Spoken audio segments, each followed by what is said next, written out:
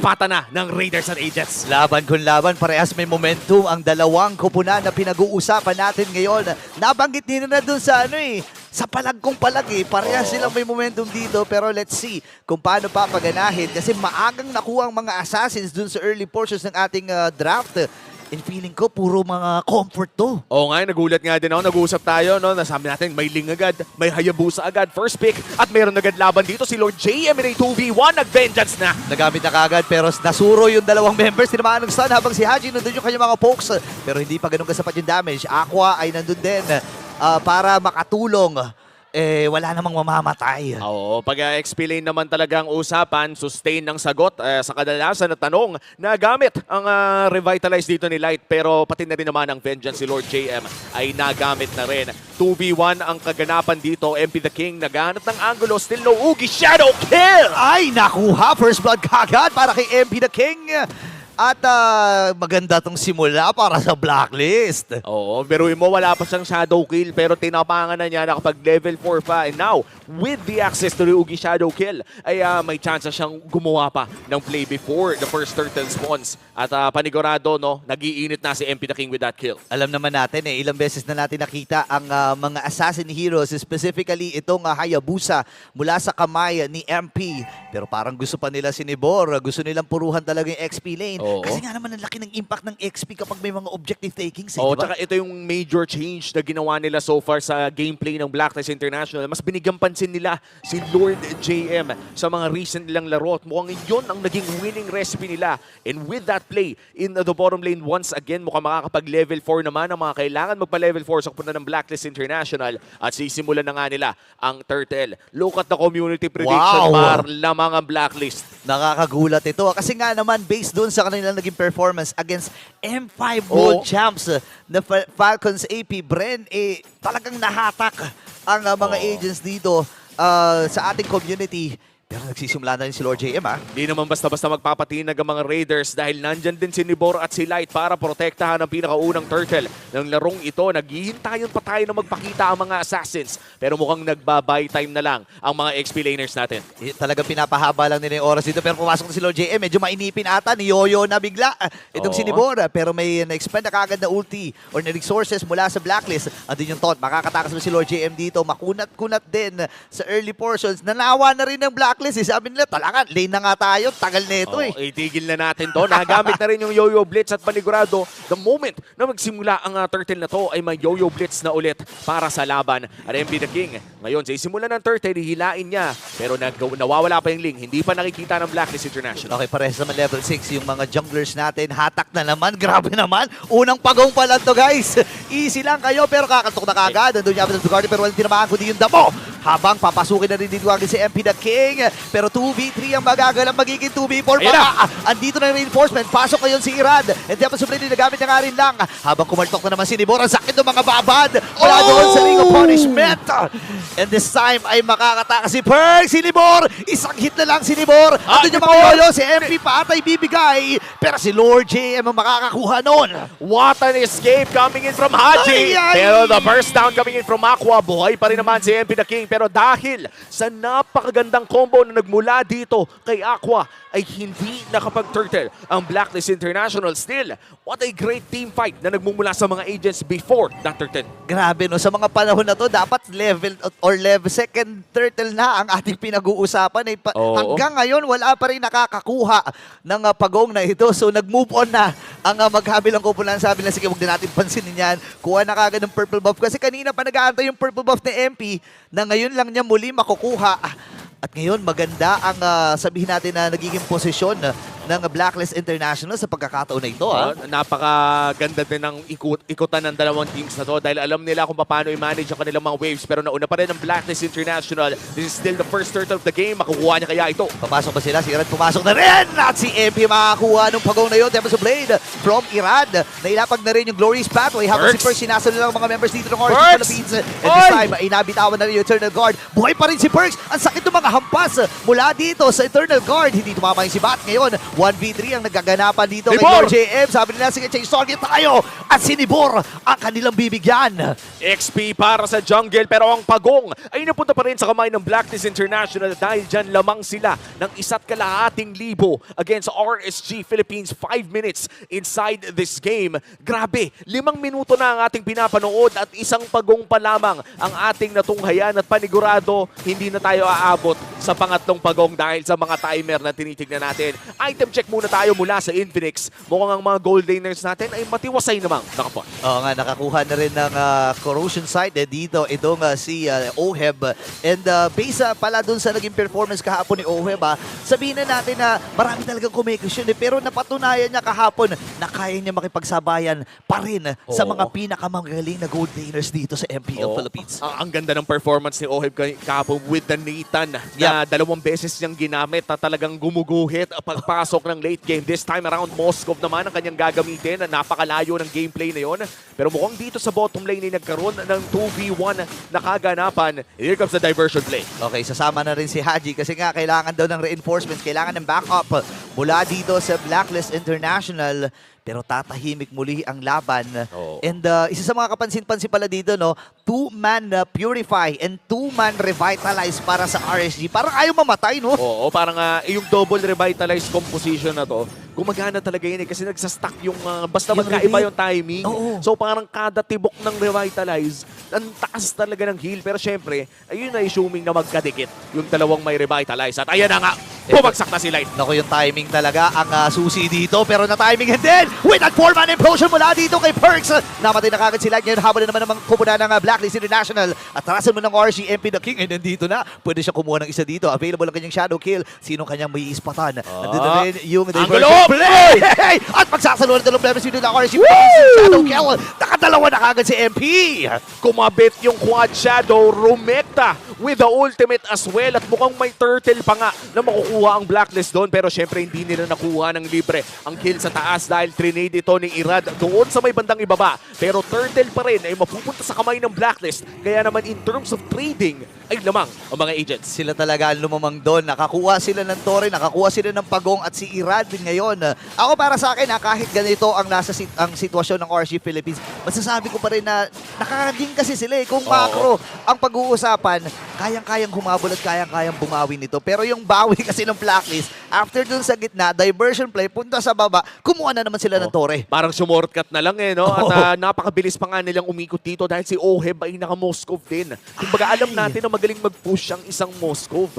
Pero with the Spear of Destruction, hindi nila kailangan umasa sa diversion lamang kung gusto nilang gumawa ng cross-map play. So right now for Blacklist International, kontrolado nila ang pacing ng larong ito. At kung kontrolado na ang pacing for RSG, they need to slow this down for a bit o maghanap sila ng crucial na pick-off precisely kay MP the King or kay Oheb. Okay, makikita natin ang Infinix Handcom. Buti na lang hindi nagkaroon ng diskusyonan mula doon kay Irad at kay MP.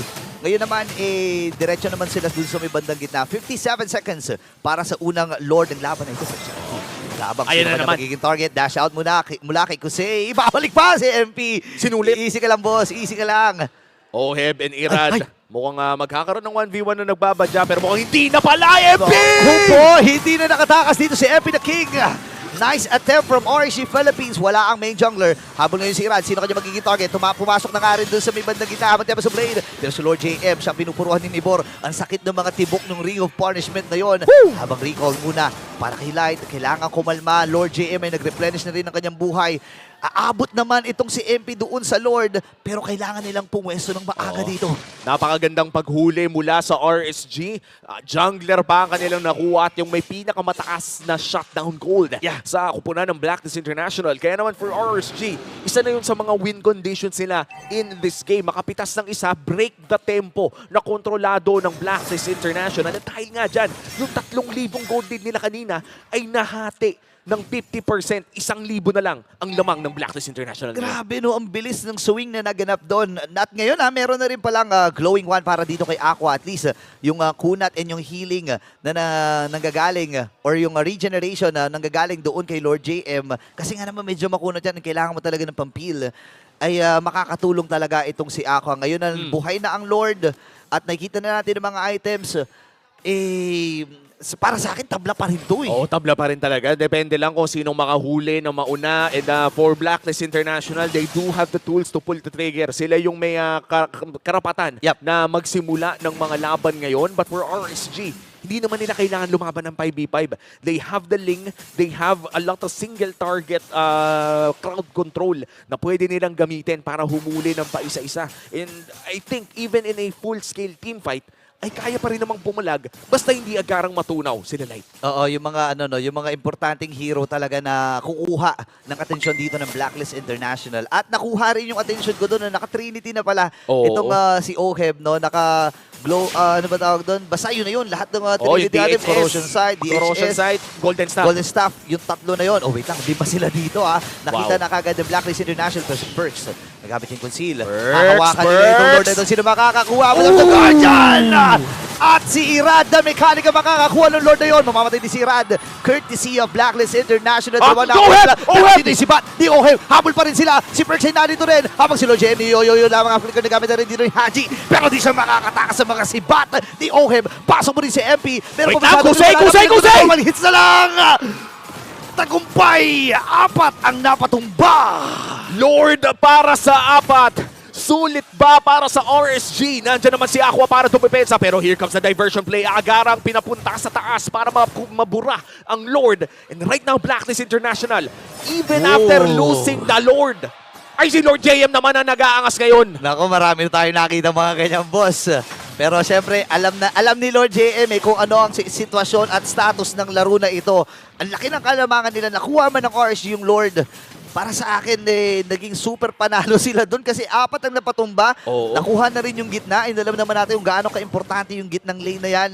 Dahil nga naman, mas mahirap para kay Irad na kumuha ng mga objectives at mga resources na meron siya. Lalo na purple buff dependent to. Oo, alam naman natin kapag Ling ang nilalaro mo, kailangan mo yung purple buff. Yeah. Isa yan, malakas si Ling, pero kailangan niya ng purple buff para ma-unlock yung full potential ng isang hero na to. At para sa RSG, isa na rin sa mga kailangan nilang bantayan yon. Kailangan makakuha ng purple buff dito si Irad kung gusto nila na magkaroon ng mga mechanics na gusto nating makita mula kay Irad. And this time around for Blacklist International, dahil nga nanalo sila sa Lord fight na yon, meron silang oras para makapag-farm ng karagdagan before the next team fight. Nako, may mga pambay na rin ng time dito ang Blacklist International, Wind of Nature at Winter Crown para kay Haji at kay Oheb ay available na rin.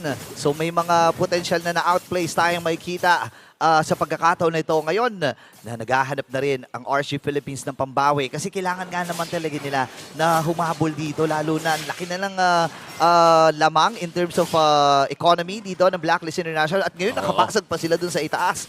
Lalong lumiliit ang mapa ng RSG. Crucial item pickup dito para kay Light, Athena's Shield. Ay, Ibig oo. sabihin nito ay hindi na agad-agad mababurst si Light kapag pumasok siya doon sa likod. Yun yung isa sa mga nakita nating problema kanina, no? Napakaganda nung Avatar of the Guardian niya. Na-cancel si Perks ng panimula, pero na-burst din kasi siya agad ng Lowy. But with this Athena's Shield pickup, hindi na agad-agarang mababurst si Light. And this might just be the time na kailangan ng RSG para makapag-deal ng damage. For Blacklist though, nasa kanila ang bola ngayon. 4.5k gold lead. Napakagandang boost check mula kay Aqua. Ganda, nakita niya ata si Perks doon And ngayon ay nasisilip nila kung nasaan si Aqua. 4 na members mula sa RSG. Actually, 5 members. 5v5 na pala ang salubungan na ating makikita. Doon ba yan magaganaba sa ikalawang Lord ng laban na ito or dito lang sa may mga kalsada sa gilid-gilid? Light nakapwesto na rin. At si Lord JM, pinapatunog na niya yung Lord. At Lord JM in this game playing spectacularly 1-0-9. Maliban na lang natin makita si Lord JM ng konti yung deaths. In fact, walang deaths. Yeah. Dahil nga sa shift of gameplay na pinakita ang Blacklist, mukhang nagiging mas confident na ngayon si Lord JM. Even bringing out the CC against meta XP laners such as the Hylos. Right now, for Blacklist, mukhang siya ang hahawak ng Lord. Pero yun na si Light. Naghahanap ng pwedeng ma-clothesline pero hindi na niya tinuloy. Ayaw niya na pero sumilip din sa may bandang likod itong si Light. Kasi baka nga naman may nagtatago doon. Lord JM, napakatapang. Haharapan itong si Nibor. Nagamit na rin yung Ring of Punishment. Kalahati na yung buhay ng Lord. Let's see kung ni-reset na naman. Oo, ni-reset na naman. At dahil nga sa Athena's Shield pickup ni Light, pwede na niyang tangkihin yung Lowy. Pwede nang mag-angas ng gano'n na humaharap siya. Wow! Wait, may nakita ako. Anong nakita? Dinala dun sa baba si MP the King tapos Shadow pabalik. Wow! Another secret jutsu unlock. Pwede nga pala yun. Yung Forbidden BMI, ginawang Forbidden Quad Shadow. Men, Quad Shadow, pinakamahabang Quad Shadow na makikita natin sa laban na ito. May mga bagong ipinapakita. Ito yung mga bagong code ng Blacklist eh. Malami na to yung galawan, men. May Oo nga. nag-iwan ng kunay doon sa likod tapos pumunta ng bot lane. Di ba? Total, ninja rin naman ito si... Ninja din naman. Oo nga, tama nga. Ayan na naman, Ay, nag-iwan na. Umina to ang galawan. Balik na. Ay! Ay! Mga bagong galawan, ladies and gentlemen. Pero ilalaban natin ng Blacklist International. Oh, Papunta no! na dito si Rad. Pasok ngayon si Nibor. Andun yung Avenue of the Guardian. Walang nahuli itong si Light. Tuloy-tuloy sila dito. Si Nibor, mababa na ng buhay. Kailangan niya gamitin yung kanyang Revitalize. Reset from Blacklist International. Pero pasok MP! si MP the King. Pinagsalusaluan ng mga members ng RC Philippines yung Shadow Kill. Atras muna si MP. Pasok ngayon si Light. Pero kakayanin niya ba? Nagamit na rin yung Vengeance. And this time, ay mamamatay itong si Light. Andun na rin Irad! yung ultimate Wow! attack dito kay Perks. Tatlong nahuli niya. Lapag bigla doon ng Eternal Guard. And si Aqua ay mamamatay. Double kill para kay MP. May pagkakataon pa silang kunin itong Lord na to. What an implosion play coming in from Perks. Inintay niyang lumabag si Irad. Inintay niyang mawala yung Tempest of Blades. Wow! Napakapasensyoso na Perks setter ang ating nakita doon at dahil sa ginawa niya, endable na ata para sa Aray Agents! ko po yung Shadow Kill. Hindi kinaya ng RSG yung bagsik dito ni MP the King at ang game number 1 ay mapupunta sa Blacklist International. What a game coming in from Blacklist International. Ito na ata ang bagong code. Falcons AP Bren kahapon at Game 1 naman ng RSG ngayon. Wow! I'm out of words. Kahit ang dami ko na sinabi doon sa laban.